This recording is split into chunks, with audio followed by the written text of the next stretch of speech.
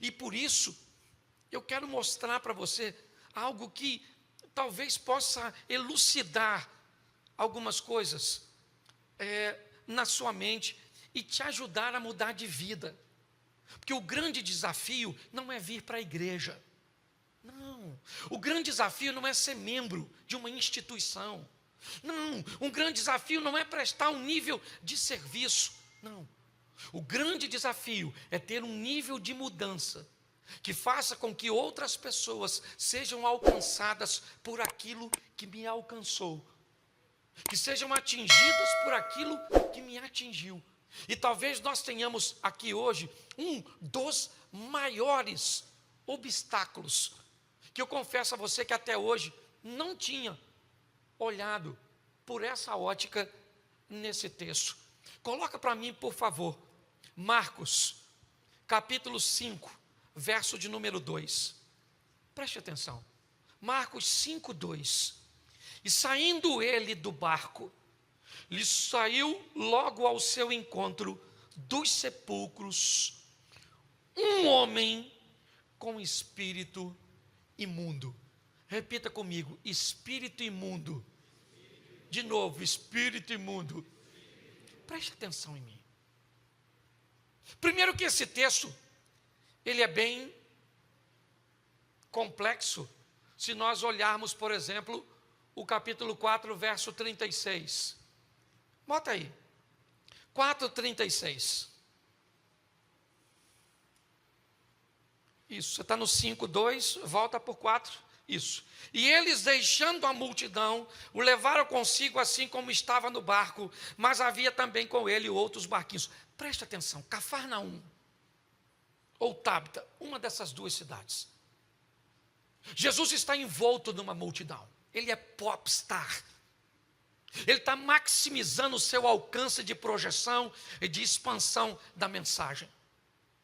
O ambiente é propício. Ele está lotado, um cultão. E agora ele entra no barco e vai do outro lado. Capítulo 5, verso 2. Um homem. Preste atenção, não era essa. Eu não faria isso. Você não faria isso. O que você e eu faríamos era deixar esse indivíduo, que não tinha nenhuma expressão, nenhuma posição social, ele não era um Pôncio Pilatos, ele não era um César, ele não era um governador, ele não era um senador, ele não era ninguém. O que eu e você faríamos é pegar o barco de Decápolis e sair de perto desse homem e ir do outro lado, onde tem muita gente para te ouvir, muita gente para te ovacionar, muita gente para reconhecer seu ministério. Jesus deixa esse montão de gente. Seja franco. Se você tivesse a oportunidade de pregar para 20 pessoas ou para 2.000, qual dos dois convites você aceitaria? Ou para pregar para 2.000? Você quer maximizar seu potencial, alcançar mais pessoas. Porque nós entendemos que se tivermos uma abrangência maior, teremos mais êxito. Pois é, Jesus deixa essa multidão e vai do outro lado encontrar com um homem cheio de demônios. E eu quero falar para você, em nome de Jesus Cristo, louvado seja o Eterno por esse cara estar cheio de demônio. Porque assim que Jesus tirar os demônios desse cara, esse cara vai se tornar alguém extraordinário.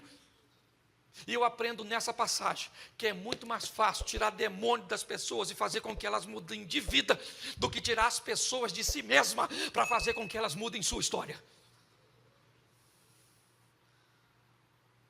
É muito mais fácil você olhar para alguém e ver uma insanidade, um comportamento incorreto, um poder maligno possuindo tal pessoa. E é isso que acontece aqui. O que as pessoas olham? Um cara nu, morando no cemitério, atacando pessoas. Um nada. É isso que ele é. Ele é Um ninguém.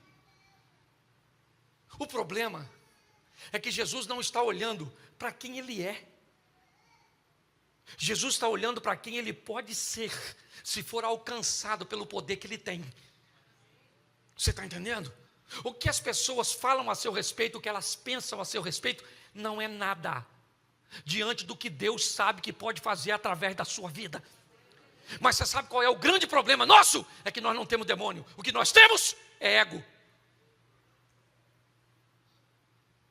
O que nós temos é uma postura que faz com que o poder de Deus não consiga se manifestar. Ele não consegue fluir. Ele não consegue se desenvolver. Porque quando Jesus chega, o que esse cara tem? Ele tem espíritos malignos. Ele está nu. Ele está todo machucado. Ele está ferido. É isso.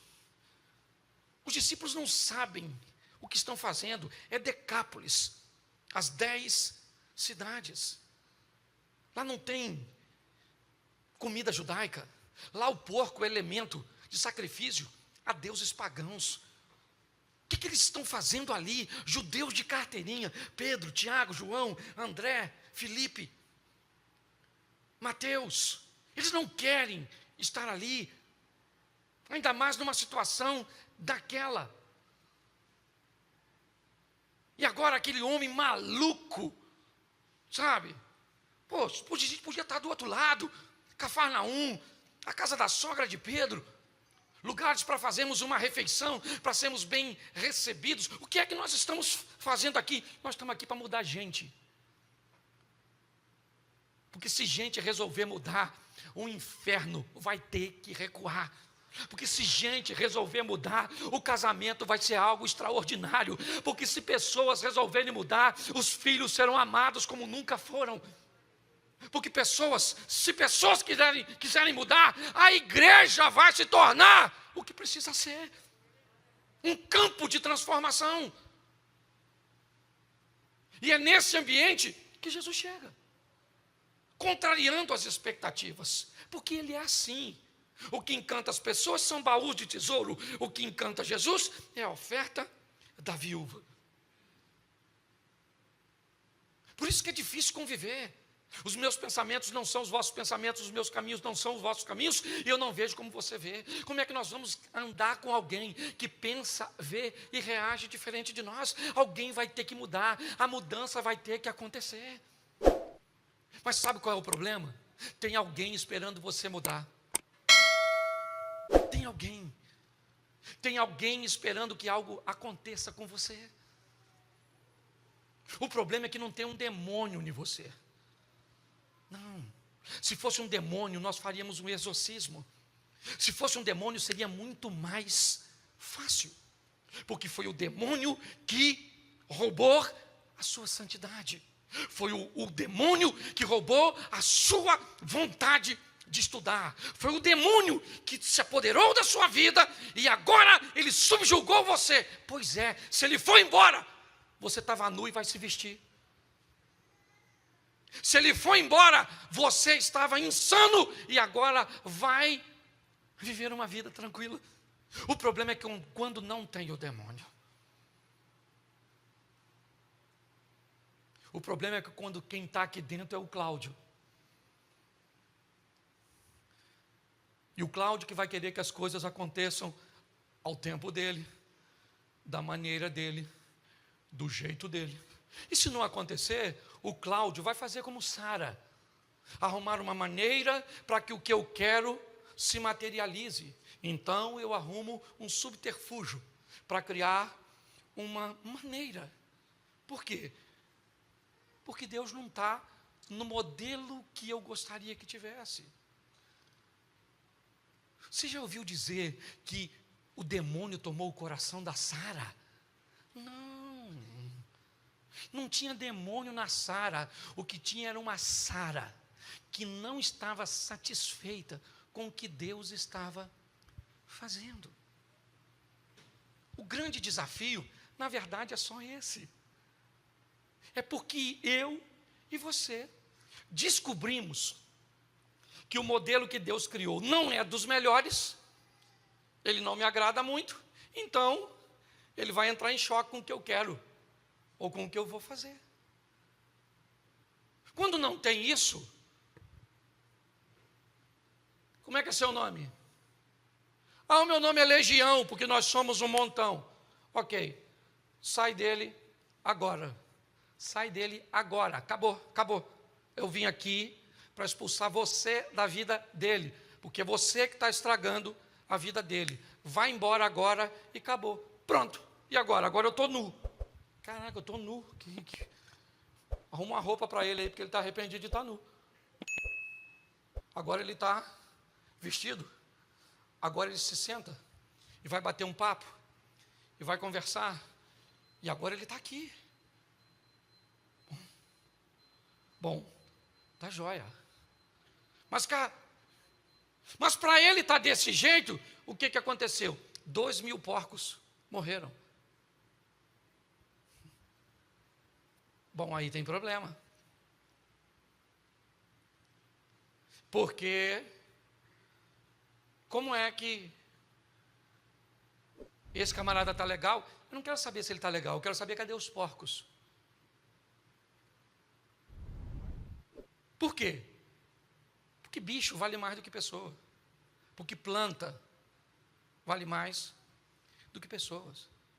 Sim, com todo respeito, eu não uso um sapato numa pele de um animal, mas eu sou a favor do aborto. Não tem coerência. Sabe? É quando Jesus cura o paralítico e alguém diz, mas era sábado. Ô, irmão, esquece o sábado. O cara era paralítico e agora o cara está andando.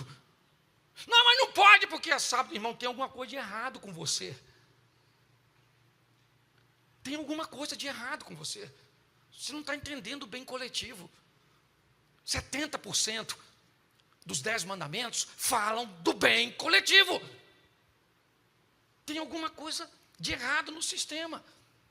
Quando nós olhamos para esse ambiente, o que nós estamos vendo? Um cara sentado, e tem gente preocupada com um porco que morreu afogado. E agora chegou a hora de Jesus ir embora. Ele não vai ficar ali muito tempo. Ele vai embora. E quando ele vai embora, o ex-endemoniado, o outrora endemoniado, o outrora nu, chama Jesus e diz, eu preciso que o Senhor me leve. Eu preciso ir com o Senhor. Não faz sentido eu continuar desse lado. Deixa eu entrar nesse barco e ir contigo. Deixa. Me permita. Jesus disse, não. Você não vai comigo. Porque na minha equipe, eu não tenho ninguém capaz de ficar desse lado. Eu não tenho. Todo mundo que eu tenho aqui é preconceituoso o suficiente para achar que o povo daqui não merece salvação. Então eu vim aqui, enfrentei uma tempestade, a incredulidade dos meus discípulos, a incompreensão do dono dos porcos e todo esse furdunço que está instaurado, porque eu vi em você um potencial que ninguém viu. Porque eu sabia que a única coisa que você tinha era demônio. Mas sem demônio, você conseguiria fazer uma entrega total e não parcial. E não abrir uma concessão. Então, vá para a sua casa, vá para os seus e mostre para eles. Marcos 5:20. Marcos 5, verso 20. E ele foi e começou a anunciar em Decápolis quão grandes coisas Jesus lhe fizera, e todos se maravilharam. Você sabe por quê? Porque depois dessa ocasião, ele nunca mais andou pelado. Você sabe por quê? Porque depois dessa ocasião, ele nunca mais atacou ninguém. Você sabe por quê? Porque depois dessa ocasião, ele se tornou um cidadão capaz de conviver de uma forma satisfatória na sociedade. Esse camarada não foi respeitado porque falava língua estranha. Não estou desmerecendo os dons. Eu só estou dizendo que o que fez esse cara impressionar uma cidade pagã foi a mudança que ele conseguiu viver quando o demônio saiu e Jesus entrou. Você sabe, e eu falo isso com muito pesar e me colocando. O grande problema é que nós não temos demônio. O que tem é alguém dentro de nós, cerceando, limitando, estabelecendo fronteiras, dizendo que nível de ocupação é que vai acontecer. Até aqui o senhor pode ir, até aqui o senhor vai, ó, no meu dinheiro o senhor só vai até aqui, no meu temperamento o senhor só vai até aqui, na minha rede social o senhor só vai até aqui, o senhor, aqui eu estabeleço os limites. Eu gosto desse negócio de brincar de igreja, eu gosto de ir lá, eu gosto de ver. E o que que tem nesse cara? Um demônio? Não, o que tem é ele, o que tem é ela. Aí ela vai postar um nude, aí a postura, porque não tem a ver com o demônio, tem a ver com a pessoa, sabe? Judas não tinha um demônio, o que tinha era o Judas, entendeu? Se tivesse um demônio no Judas, era expulsar o demônio e está tudo certo, o traidor ia embora. Mas não era um demônio, era o cara, era o caráter, era a postura, e é isso que nós estamos vendo aqui. O texto diz que ele começa a anunciar em Decápolis. Capítulo 7, verso 31, mais 2 versículos, eu termino. Capítulo 7, verso 31. 2 anos e meio depois desta visita, do capítulo 5, verso 1, chegaram à província dos Gadarenos. 2 anos e meio depois, Jesus volta a Decápolis, Tiro e Sidom, e ele vai pelo mar da Galileia, pelos confins de Decápolis. Ele vai retornar para Decápolis. O que vai acontecer agora, ele vai curar um gago surdo, e ele vai fazer a segunda multiplicação dos pães. E preste atenção nesse texto agora. Onde acontece a primeira multiplicação dos pães? Cafarnaum, sobram 12 cestos, simbolizando o ministério de Jesus, as 12 tribos de Israel. Segunda multiplicação dos pães acontece aqui, Decápolis, 7 cestos vão sobrar, e preste atenção no capítulo 8, verso 9. 8, 9.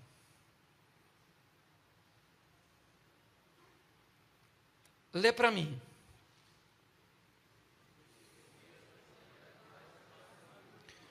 Os que comeram eram quase. Tá. Há 2 anos e meio atrás, aproximadamente, Jesus atraca seu barco em Decápolis para ter um encontro com um cara que andava nu, atacava pessoas e era considerado louco. 2 anos e meio depois do encontro, Jesus volta para Decápolis, encontra 4.000 homens, sem falar mulheres e crianças, interessadíssimo em ouvir o que Jesus tinha a dizer. Pergunto eu para você, quem Jesus deixou em Decápolis para pregar a palavra para esse povo? O apóstolo Paulo? O profeta Elias? Não. Um cara que ninguém dava nada por ele.